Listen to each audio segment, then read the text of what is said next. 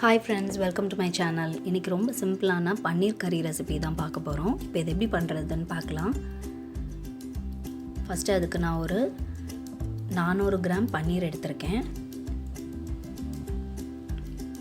கூடவே தக்காளி ஒரு 4 தக்காளி, வத்தல் மிளகு, கேஷ்யூநட், ஒரு துண்டு இஞ்சி எல்லாம் கட் பண்ணி வச்சுருக்கேன். இப்போ இது எல்லாத்தையுமே நம்ம வேக வச்சிடலாம். ஒரு பேன் எடுத்துகிட்டு இதில் எல்லாத்தையுமே ஆட் பண்ணி தண்ணி ஊற்றி வேக வச்சிட போகிறேன்.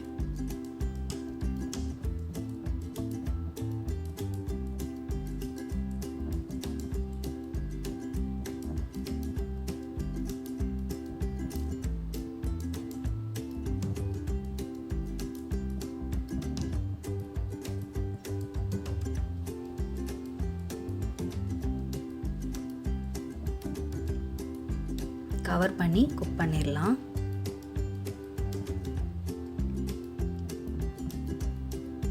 தக்காளியெல்லாம் நல்லா வெந்தாச்சு.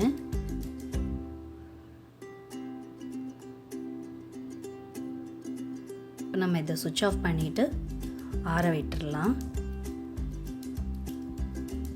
ஆறுனதுக்கப்புறமா ஒரு மிக்ஸி ஜாருக்கு மாற்றிக்கோங்க. மாற்றிட்டு நல்ல பேஸ்ட் மாதிரி அரைச்சி எடுத்துக்கலாம். இந்த மாதிரி பேஸ்ட் மாதிரி அரைச்சி எடுத்துக்கோங்க. ஒரு பேன் எடுத்துகிட்டு அதில் 2 டேபிள் ஸ்பூன் எண்ணெய் விட்டுக்கலாம். 1 டேபிள் ஸ்பூன் ஜீரகம் ஆட் பண்ணுறேன். லைட்டாக ஃப்ரை பண்ணதுக்கப்புறமா நம்ம அரைச்சி வச்சுருக்கிற தக்காளி பேஸ்ட்டை இதில் ஆட் பண்ணிடலாம்.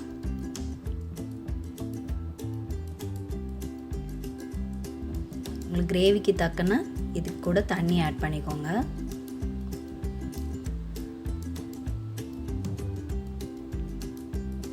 ஒரு தடவை நல்லா மிக்ஸ் பண்ணி கொடுத்துக்கலாம்.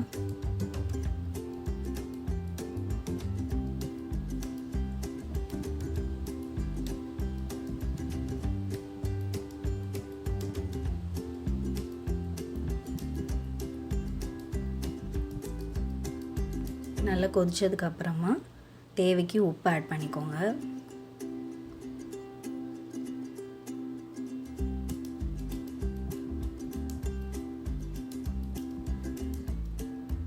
நல்லா கொதிக்கட்டும்.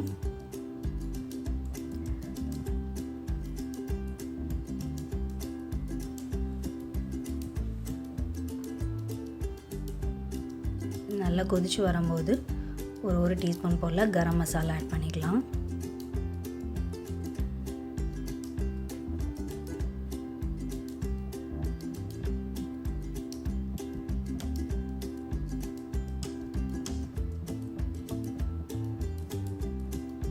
கூடவே வெந்தய இலையும் ஆட் பண்ணிக்கலாம்.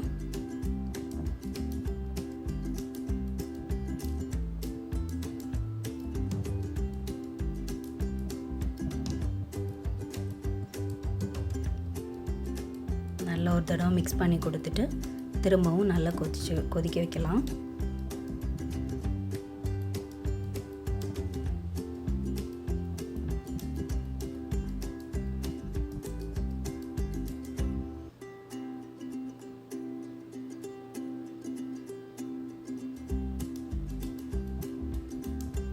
கிரேவி நல்லா கொதிச்சு வரும்போது நம்ம கட் பண்ணி வச்சுருக்கிற பன்னீர் எல்லாத்தையும் ஆட் பண்ணிடலாம்.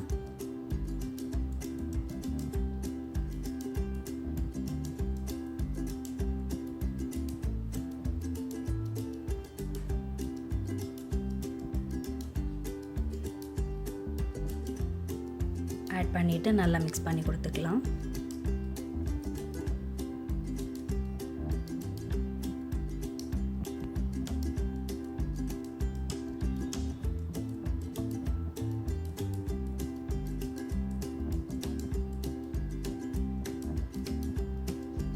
பன்னீர் ஆட் பண்ணிவிட்டு கொஞ்ச நேரத்துலேயே நீங்கள் ஒரு துண்டு பட்டர் ஆட் பண்ணிக்கோங்க. இது கூட நீங்கள் க்ரீம் வேணாலும் ஆட் பண்ணிக்கலாம். நான் ஆட் பண்ணல, நான் பட்டர் மட்டும்தான் ஆட் பண்ணியிருக்கேன்.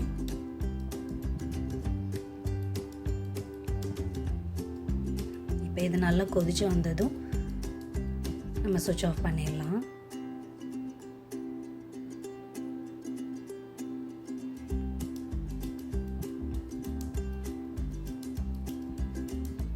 அதான் இப்போ சுவிட்ச் ஆஃப் பண்ணிடலாம். ரொம்ப சிம்பிளான பன்னீர் கறி ரெடி ஆயிடுச்சு. இந்த ரெசிபி பிடிச்சிருந்ததுன்னா நீங்களும் ட்ரை பண்ணி பாருங்கள். தேங்க்யூ.